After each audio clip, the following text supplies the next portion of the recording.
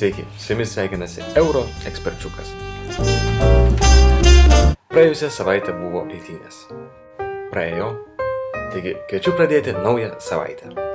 Šiandien norėčiau pašnekėti šiek tiek apie ekonomiką. Ir tą paskatino padaryti vienas komentatorius, kurio vardas yra Mantas klausė, ar Europos centrinio banko vykdoma ekspansinė monetarinė politika turi pagrindo lėtėjančios ekonomikos laike. Va.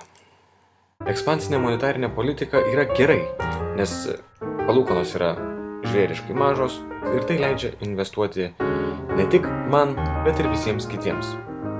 Taip pat Goga klausia, apsilankęs esi ne viename universitete, bet ar viskas ir baigėsi tik apsilankymu? Ne, Goga. Dažniausiai viskas baigdavosi arba pas mane, arba pas jas barake. Va.